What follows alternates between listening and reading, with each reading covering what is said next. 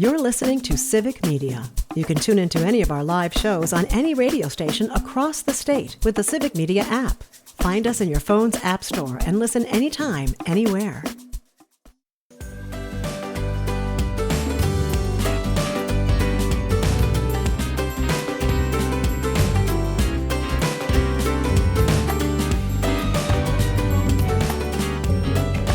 Live across Wisconsin on Civic Media.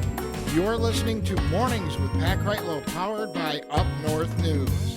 Now, from our Lake Wissota studio, here is the founding editor of Up North News, Pat Kreitlow. Hey, good morning. It is 7:06. Nice to have you back here up north on this Tuesday morning, September 16th.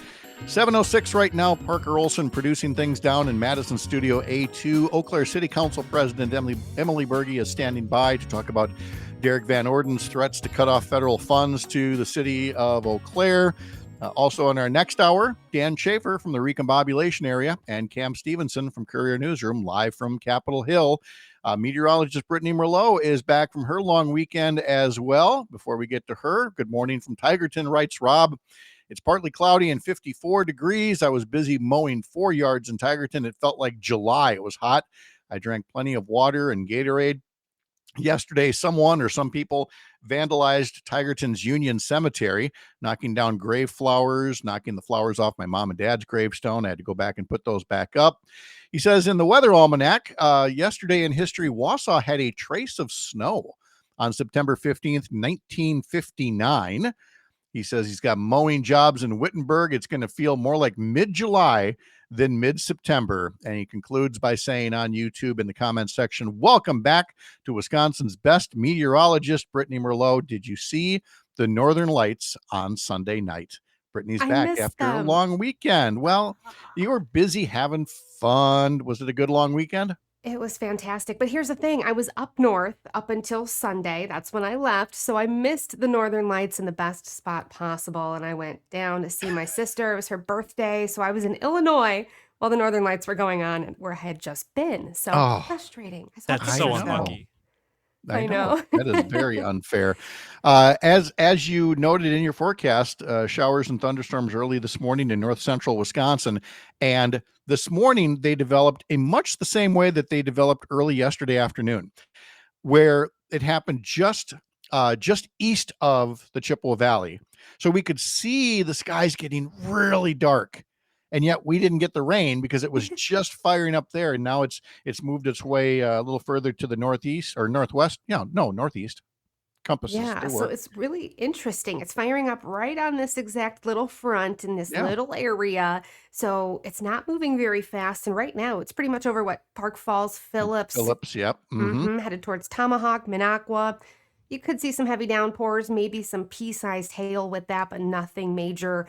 And then, of course, we got chances as we go through the rest of this week because all of this is firing up because a big low pressure system is stalled out in South Dakota, and it is going to be draping little fronts through the state and eventually moving its way through Wisconsin this weekend. So we do have wet weather here ahead of us. But first and foremost, I hope you've been enjoying the summery feel. It has been fantastic. A nice little second summer here for us. Temperatures once again will rise to the low to mid 80s, some upper 80s throughout the state as well today. Mostly sunny, still muggy out there.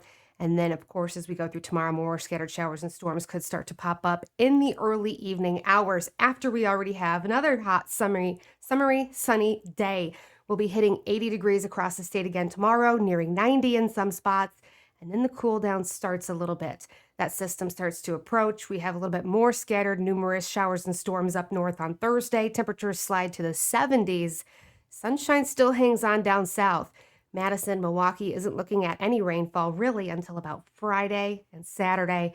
That's when statewide, widespread of front's going to be pushing through, bringing some moderate to heavy rainfall potentially. Just in time for the weekend. I know, shucks. Hey, we had a couple of good ones, so that's fine. Let's see. Robin Tigerton says, I'm going to send Brittany pictures of the Northern Lights. Thank you, Rob. Well, Can't but wait. Tony put it better when he said, moral of the story, don't go to Illinois. I know. There you go. I know. I Wah, know. wah. Family first. Thank you, Brittany. Appreciate it You're very welcome. much. Hey, sign up for our daily newsletter. Head over to upnorthnewswi.com. Click subscribe in the banner at the top of the homepage. You'll get our weekday version. You'll get a weekend version as well, where I have a question of the week and I lay out 4 widely spread conspiracy theories by Ron Johnson.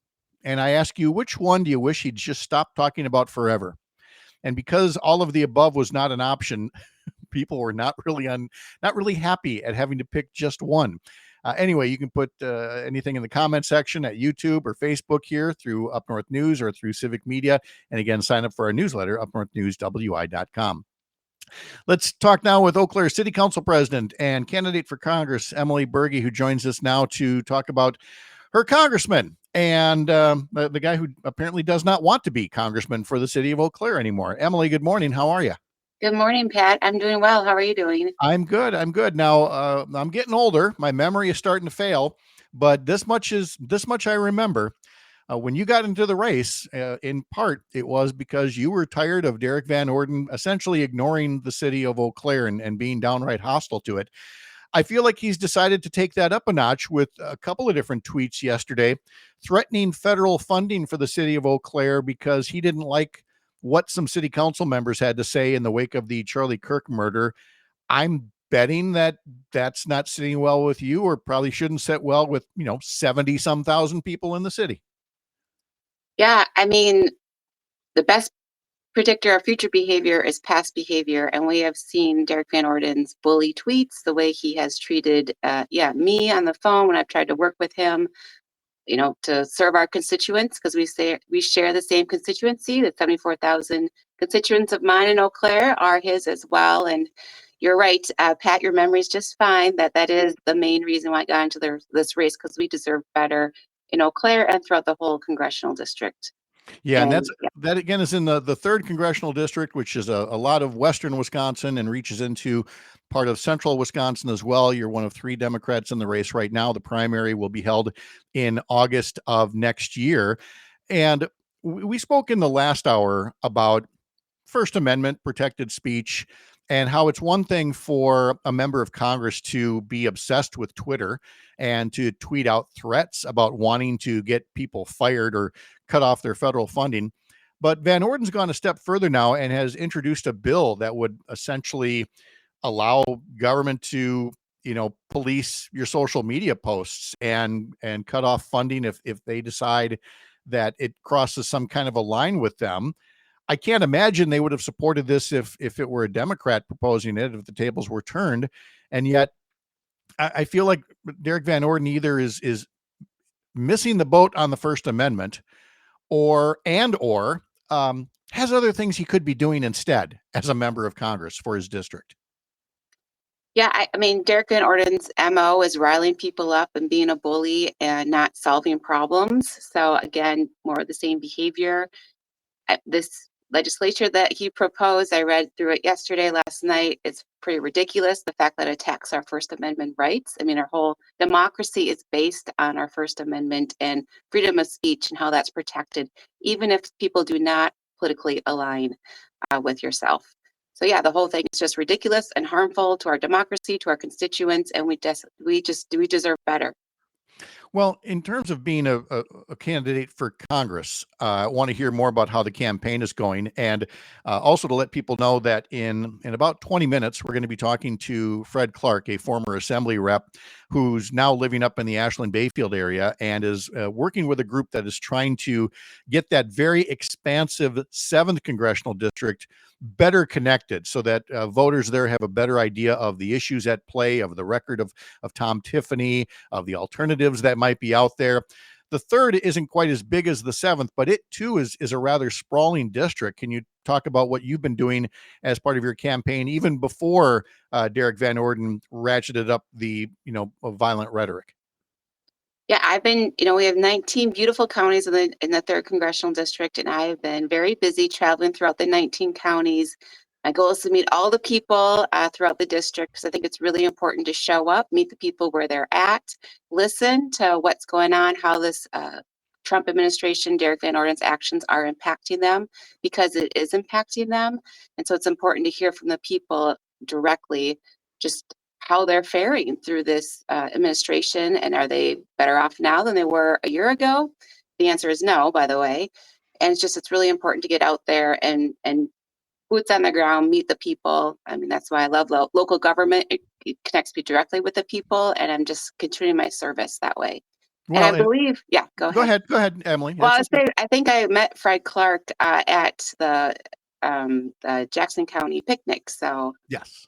Yep. And again, just a very active person when it comes to getting people together and talking about issues. And that's the thing I want to conclude on is the issues. And again, we've touched on this. You've mentioned, inflation is still an issue.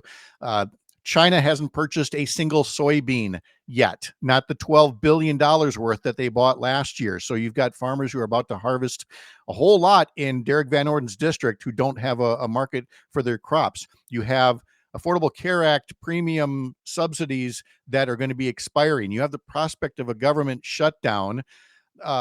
If Derek Van Orden's not going to work on those, I mean, talk about what you would do to better prioritize these issues that face the families of the 3rd Congressional District. Well, I mean, yes, we need our representatives to work for us and to actually get things done and not attack our freedom of speech, right? That's number one. Actually do the work and not spend your day on Twitter or whatnot.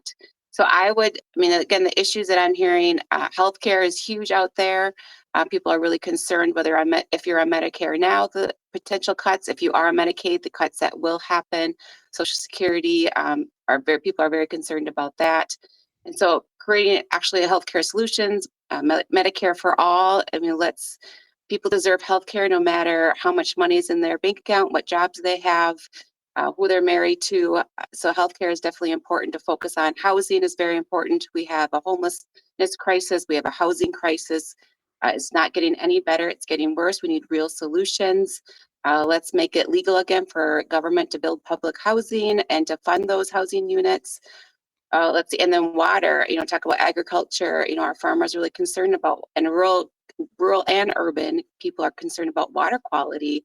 And this is an issue that cuts across all political divides. Republican, Democrat, young, old, urban, rural, people want to be able to drink their water and use their water. And again, there's different solutions there too. We could put, farmers they're the greatest stewards of our land. And I think we can work with farmers to help protect our land and protect our water. And so putting things in the farm bill that really make that incentivize those practices. They're already doing a great job and just helping them. I think farmers in general, we should have more farmers on our land, not less, and stop the privatization and the corporation farming, and let's allow farmers to feed their families and feed their communities. So lots of different issues, real things that I'm hearing out there. I'm asking people not only what are you concerned about, but what are your solutions? Because the people who are closest to the problems have the best solutions. So that's how we're going to get things done. Emily Berge is a candidate for Congress in the 3rd Congressional District, the president of the Eau Claire City Council, and looking to represent much more than the city of Eau Claire, but perhaps more so than the current congressman for Eau Claire and the 3rd Congressional District. Again, one of 3 Democratic candidates for a primary that will take place in August of next year. A long campaign trail ahead, Emily, and I really appreciate you taking some time off of your regular duties to tell us about recent events. Thanks for stopping in this morning. Have a great day. Thanks, Pat. Thank you. All right. Thank you so much as well. And again, we will continue to talk through candidates in this race, especially in this particular district, the 3rd Congressional District, because again, we have all of these real issues to deal with. And we have a congressman who's fixated on getting cities and companies to fire people because he doesn't like the words that they say. That's not how things work in this country. We will be talking, as I mentioned, to Fred Clark about the 7th Congressional District coming up in just a bit. I'm Pat Kreitlow. This is the Civic Media Radio Network.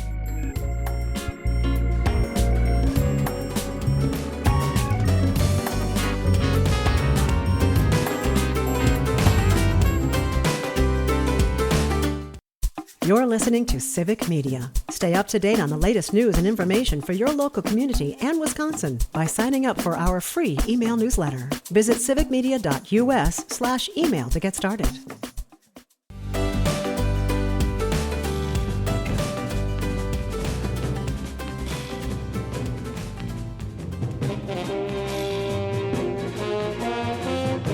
Welcome back to special sports coverage by Mornings with Pat Kreitlow. Today, we look at a clash of titans. 4 would enter the arena.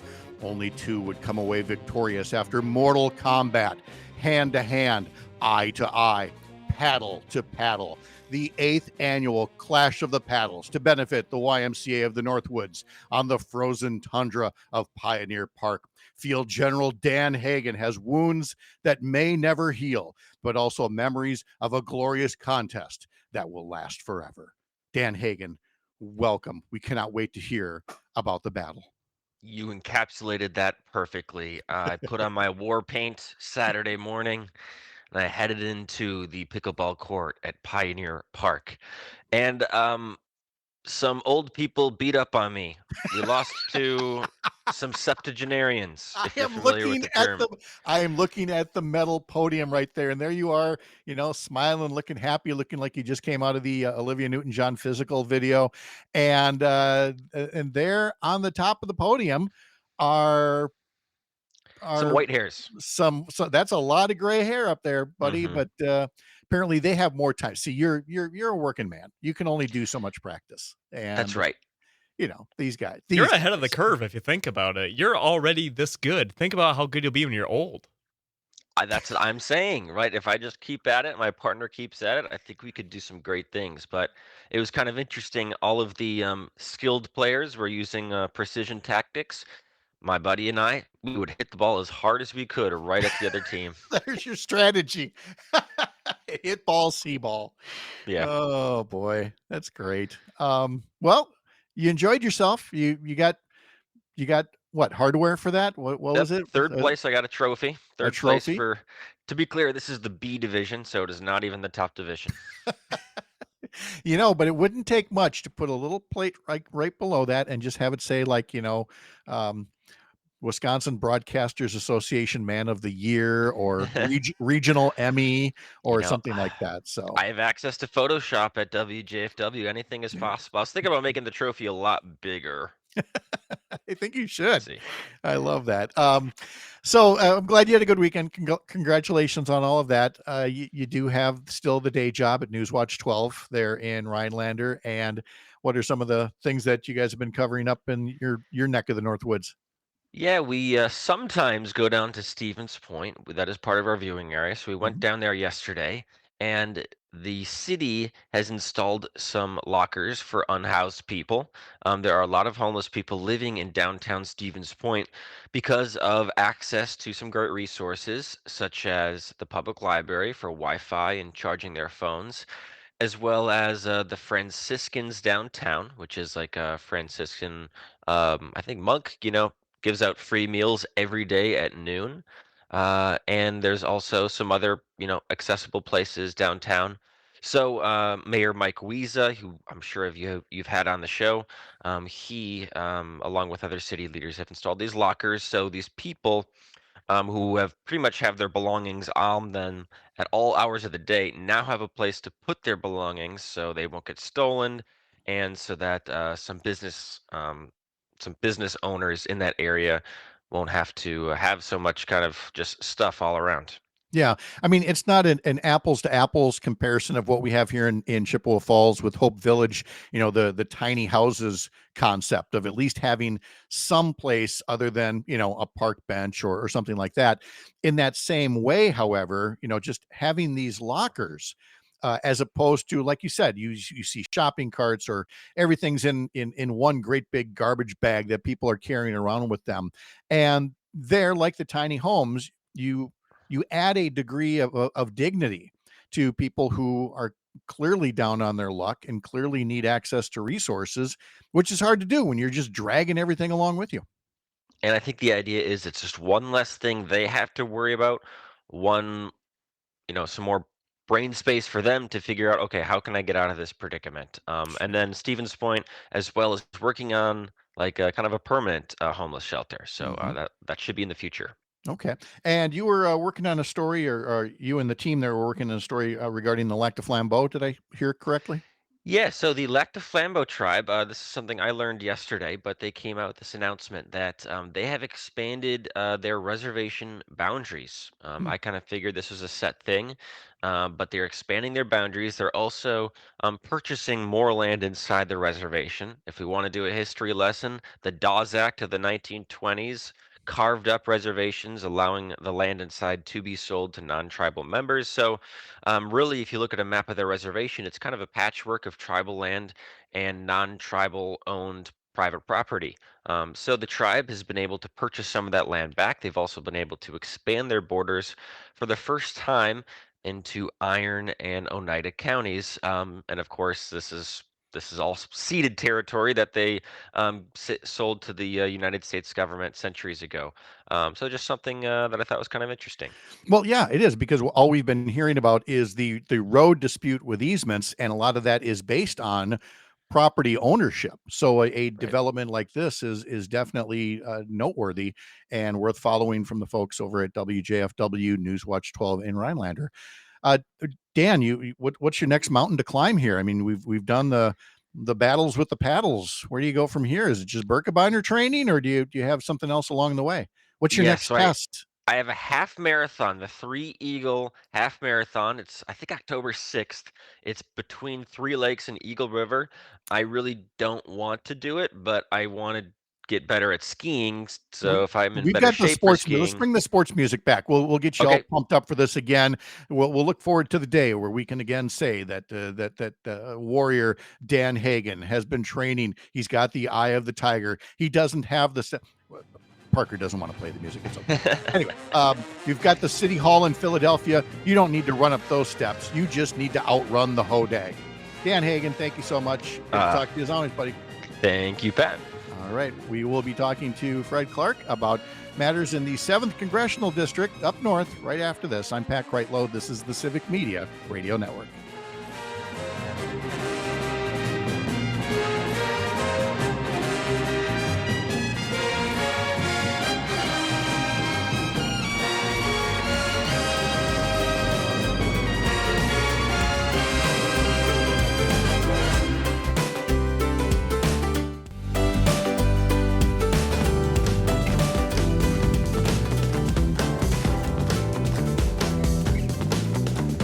We've got Brewers baseball on several stations across the Civic Media Radio Network. Brewers taking on the Los Angeles Angels. Pregame coverage begins at 6:05 on several stations across the Civic Media Radio Network, civicmedia.us, to learn more about that.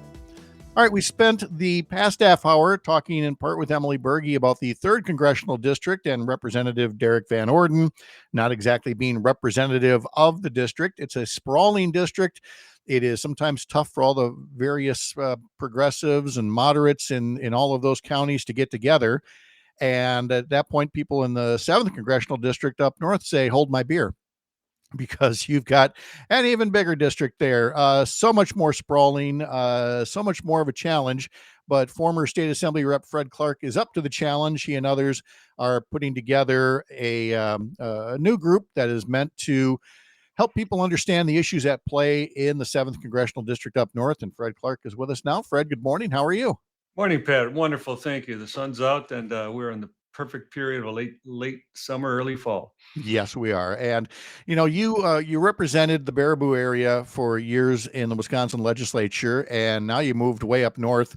And you might be retired from the legislature, but you're hardly retiring from public service. And I know we might have mentioned this in a previous visit, but before we get into the whole Northern Alliance and everything else, why do you choose to stay involved even once you've changed zip codes and have a chance to just ignore all that political noise that's going on out there in the world?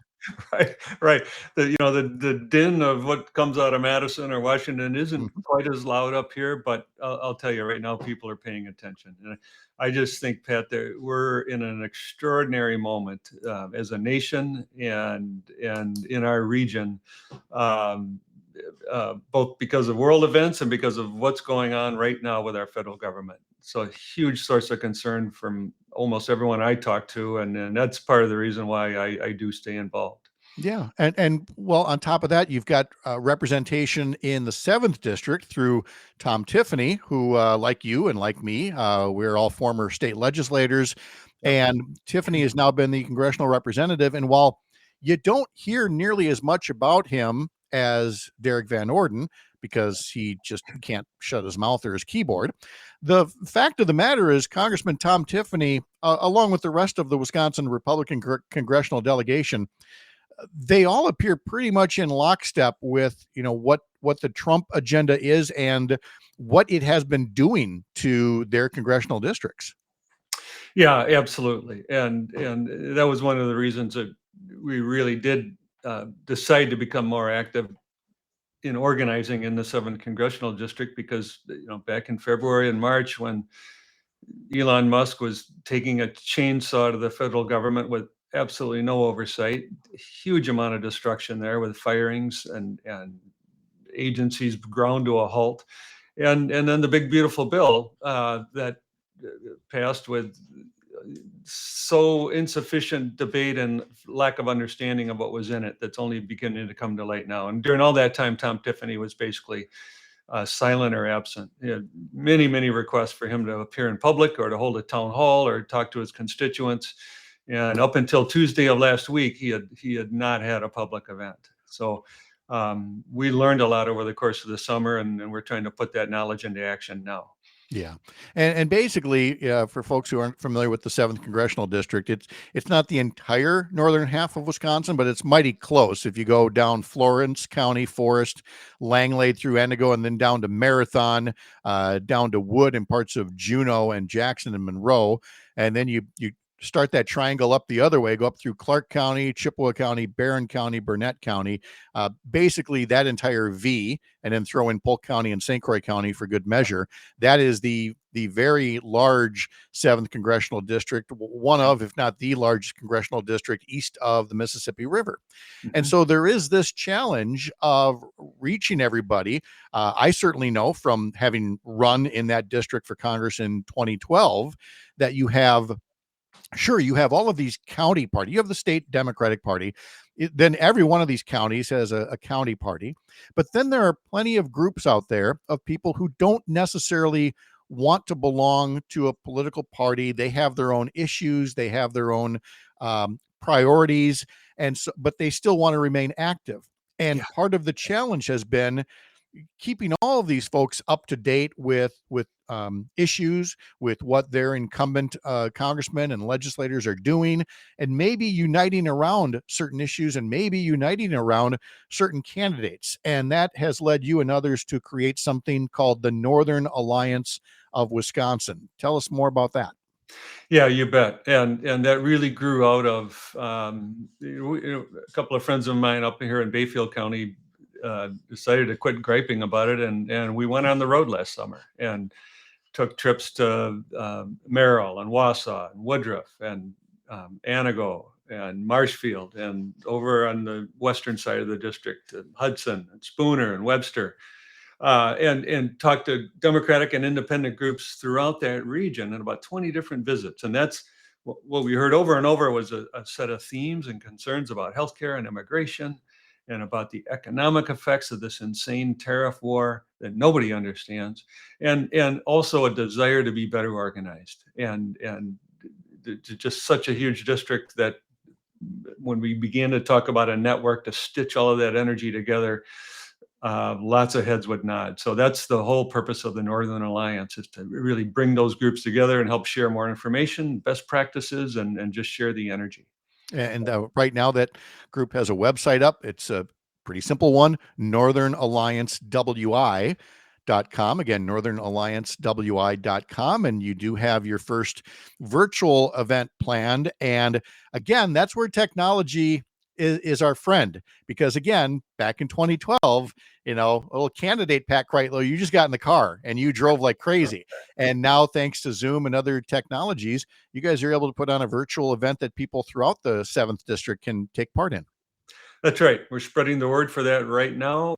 It'll be a big Zoom call, and anybody anywhere in northern Wisconsin's welcome to join and learn about what we're doing. We're going to share some just information about what we learned over the course of the summer organizing this thing. Pat, we're going to hear from you. Thank you for being willing to be part of that. Talk a little bit about your experience and some of the history of organizing in this region. And then we're going to hear from some younger folks who are doing organizing in a different way that is really just a breath of fresh air, bringing younger people into local community issues where it's not just elections. It's about all the other issues that are important to quality of life in communities. And the durability of that is really important thing that we can learn about. And by the way, when you mentioned younger people, which, can you believe there's anybody younger than us? I mean, how is it that where did all this gray come from all of us? But anyway, my point being that these younger folks, their ways of organizing and communicating are not what we grew up with. And that's a good thing because again, the technology has advanced.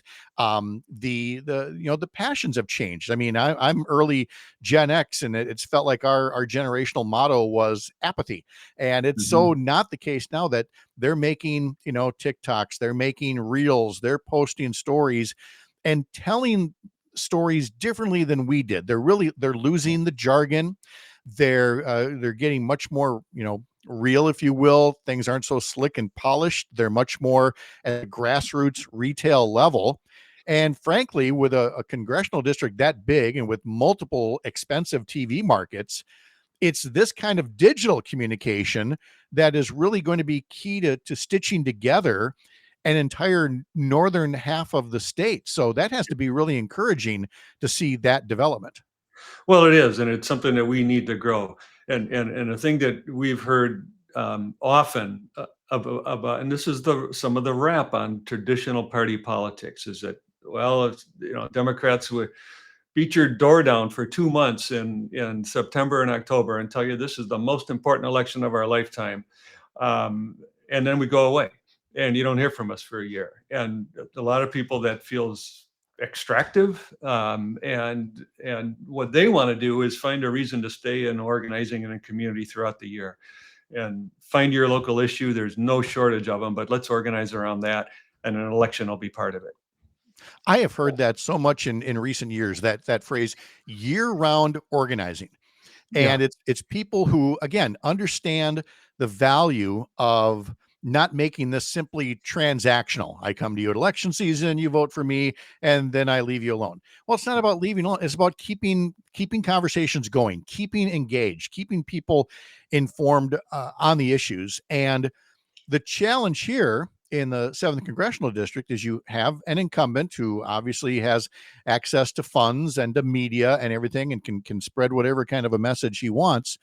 And, how do you go about pointing out how much more he's adding to the national debt? How many more people are being kicked off of Medicaid?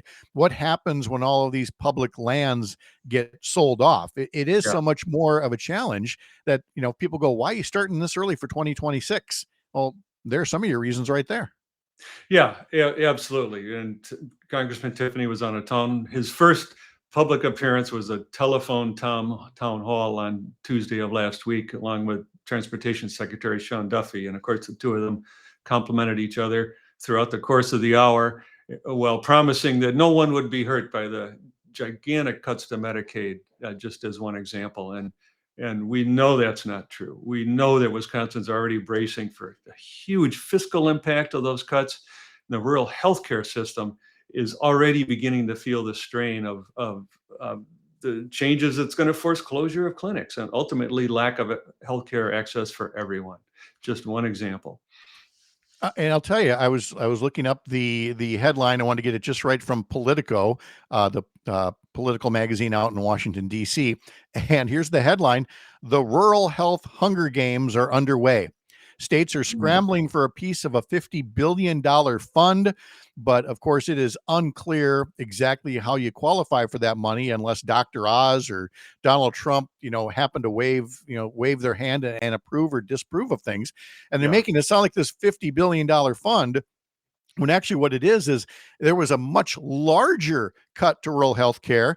And then they're putting 50 billion back in and saying, here, now you all compete for this. Yeah.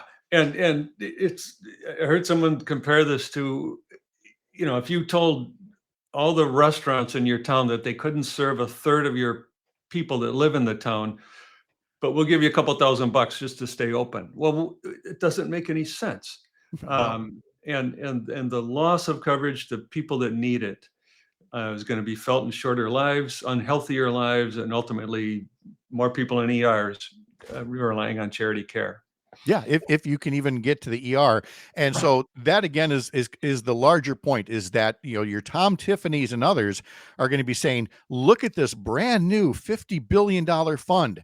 And what they're not saying, and what we need more people talking about, is how that doesn't come near to making up that so much more than $50 billion was cut. And again, that's just for this one issue. And it's why the Northern Alliance came together. So to learn more about the group, maybe get on their mailing list, maybe sign up for the upcoming Zoom session, head to northernalliancewi.com. And like I said, I'm looking forward to being part of the event, and certainly a lot to be said here as well by former state rep Fred Clark, who's now helping organize the Northern Alliance with a team up in way up north, as I like to put it. Fred, thank you so much for visiting with us. Appreciate it very much. You bet, Pat. Great to see you, and see you in a couple of weeks. See you in a couple of weeks as well, Fred. Thank you so much. Still ahead, coming up in the next hour, we've got Dan and Cam Stevenson from Courier Newsroom, live from the nation's capital, and then Dan Schaefer from the Recombobulation area, talking about the latest in Wisconsin political news, including that ever-expanding race for governor candidate field. We'll be back.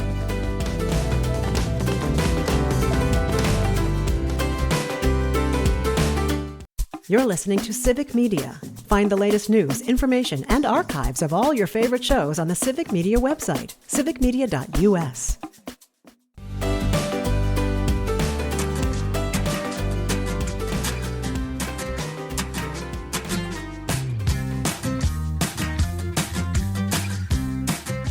Hey, remember, if you can't listen for the entire 3 hours every weekday, 6 to 9, and I mean, I can. Why can't you? I got to be here. Well, you don't have to be. You can pod this program. You can head over to Spotify, sign up to follow the program, and that way the latest editions here are downloaded right to your phone, and you can listen to them on demand when you're doing something else around the house or on the road, whatever the case may be. You can do that with Apple, wherever you get your podcasts. Pick your favorite platform. Ours is Spotify. Get over there and follow us as a show. Some breaking news out of Hollywood, and this is truly the loss of a legend of movie making from my younger years. Robert Redford, who was a big time charmer turned Oscar-winning director, whose hit movies often help America make sense of itself, as written by Brooks Barnes of the New York Times, writing this obituary, says that Robert Redford died early this morning at his home in Utah. He was 89 years old. He writes, with a distaste for Hollywood's dumb-it-down approach to movie making, Redford typically demanded that his films carry some cultural weight, in many cases making serious topics like grief and political corruption resonate with audiences, in no small part because of his immense star power. He was in Butch Cassidy and the Sundance Kid in 1969. He was talking about the journalistic pursuit of Richard Nixon in the Watergate era with All the President's Men in 1976. In 3 Days of the Condor in 1975, he was an introverted CIA codebreaker caught up in a murderous cat and mouse game. He was a Depression-era grifter in The Sting in 1973, which gave him his first and only Oscar nomination as an actor. He was a Hollywood leading man for decades in comedies, in dramas, in thrillers. Studios often sold him as a sex symbol, and why wouldn't you with that guy's good looks? His body of work as a romantic leading man owed a great deal to the commanding actresses who were paired with him. There was Jane Fonda in Barefoot in the Park in 1967. There was Barbara Streisand in The Way We Were in 1973. There was Meryl Streep in Out of Africa in 1985. He later would branch into directing in his 40s, and he won an Academy Award for his first effort, the movie called Ordinary People in 1980, with Mary Tyler Moore about an upper middle class family's disintegration after a son's death. Ordinary People also won 3 other Oscars, including for Best Picture. He then had perhaps his greatest cultural impact as a make it up as he went along independent filmmaker. In 1981, he founded the Sundance Institute, which was a nonprofit dedicated to cultivating fresh cinematic voices. He took over a struggling film festival in Utah in 1984. He renamed it for the Sundance Institute a year later, and now the Sundance Film Festival is a global showcase and marketplace for American films made outside of the Hollywood system. Robert Redford, again, you could go on and on, as this article in the New York Times does, for his environmental work, for all of his other causes along the way. But again, in terms of, true box office gold, there was nothing bigger in the 1970s, arguably. And he was the guy. It was Paul Newman, and it was Robert Redford. Those were the two. You saw them in The Sting and in so many other movies. Paul Newman is gone, and now Robert Redford is passing away at the age of 89 in Utah. So wanted to pass along that for you. We will have on Thursdays now, Sharita Booker will join us to talk about festivals and events and things. We've been talking about all the county fairs in Wisconsin. Well, those are all done now, as Parker knows, as he's had to listen to me week after week go through the list. But you know what? True. We're not done yet having fun in Wisconsin on the weekends. And so I wanted to share a few of these this weekend. For example, the Milwaukee Symphony Orchestra this weekend is playing along with the 1989 version of Batman, the movie, with Michael Keaton and Jack Nicholson, and all of the music that was composed by legendary Danny Elfman. And so the Milwaukee Symphony Orchestra will be playing the music of the 1989 Batman film and screening it coming up this weekend. I love those things. Those are so cool. Oh, there's the Wet Whistle Wine Fest in Algoma Friday and Saturday, the Brentwood Chili Cook-Off, the Waukesha Apple Harvest Festival on Saturday, the Bonduel Founders Day on Saturday. Saturday is also Downtown Beloit Fall Festival. Here's one in Edgerton, the Atomic Voodoo Rockabilly Meltdown. The Atomic Voodoo Rockabilly Meltdown is a live music and car show with raffles and prizes and food trucks. By the way, all of this is off of the Travel Wisconsin site, and Sharita Booker on Thursday will focus this down to 3 and tell us more about it. But I bring it up because last weekend we went to the Fall Festival in Eau Claire, had never been there before, and Sherry wanted to go, and I'm like, why? She's like, well, because Sharita made it sound fun. Oh, yeah. Sharita has never been there, but she makes everything sound fun, she said. It's her favorite segment. Never mind, me. So there's also, see if you can tell a theme with this weekend's other festivals. There's Oktoberfest here in Chippewa Falls coming up this weekend. There's Waukesha Oktoberfest. There's Munich in Manitowoc this weekend. There's Elktoberfest in Elkhart Lake. See what they did there? Huh? Yeah. There are Oktoberfests this weekend in Burlington, in Stevens Point, and in Three Lakes. And do you know what's happening in the Fox Cities this weekend? Irish Fest of the Fox Cities. I forgot. Come on, guys. Yes. Turn the page on the calendar. I forgot about Irish Fest in the Fox City. Yes. all of that is going on here. And again, over at Travel Wisconsin, you can, and then that's before the colors even start popping, when people are going to be taking their road trips. Yeah. Which I'm already looking forward to. There are leaves falling off of the tree that I parked my car next to already. Yeah. Yep. I totally see that happening. I think Alicia speaks for many, saying I had such a crush on Robert Redford in some of his younger films.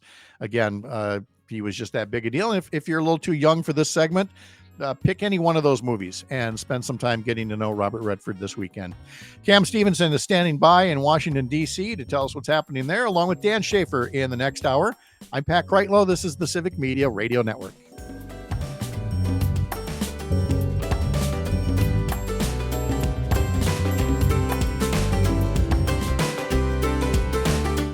The national news cycle never stops, but it can be hard to find news about your local community. Civic Media is dedicated to providing quality local and state news coverage across Wisconsin. With the Civic Media app, you can get notifications about local stories that matter to you and your community. Find the free Civic Media app in your phone's app store and choose notifications from the menu to tell us what kind of news you want to hear about.